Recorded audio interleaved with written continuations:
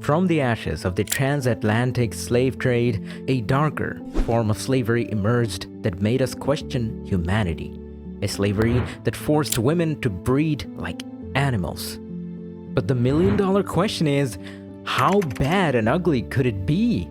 Uncover the truth of slave breeding farms and join us in revealing unimaginable suffering and distressing methods used to maximize profits. Let's take a trip back in time to understand this better. In the 1800s, slavery was a terrible practice. However, when the importation of slaves from Africa was banned, slave owners came up with an even worse plan. They decided to treat their slaves like animals and breed them. Their goal was simple: to increase the number of slaves without spending money to buy new ones. They set up places called adultery farms and slave breeding operations. At these places, female slaves were forced to become pregnant, especially those who could have more children. At the same time, male slaves were compelled to have relationships with women and girls. These practices aimed to boost the slave population without the expense of purchasing new slaves, and there was no hope left for the slaves living a hidden, pathetic life. When importing slaves from Africa was no longer allowed, the Deep South and Western United States saw a huge increase in production of cotton, sugarcane, and rice.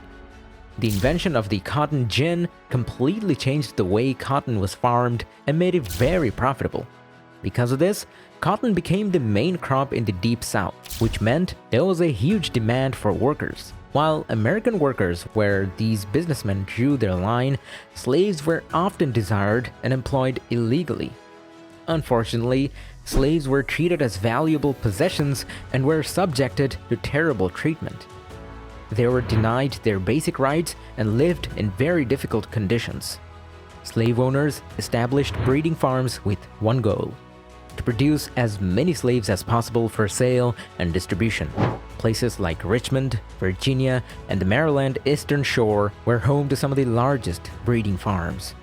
Just imagine the unimaginable suffering endured by women during that dark era. Families were torn apart as men were assigned to large field gangs. Since importing slaves to the United States was banned after 1808, the local slave market thrived. Slave women were treated as mere tools of productivity, forced into having numerous children to increase the supply of slaves. But thankfully, there were brave individuals and organizations leading the charge in the abolitionist movement. The Society of Friends, also known as Quakers, and figures like William Wilberforce spearheaded efforts to end the Atlantic slave trade.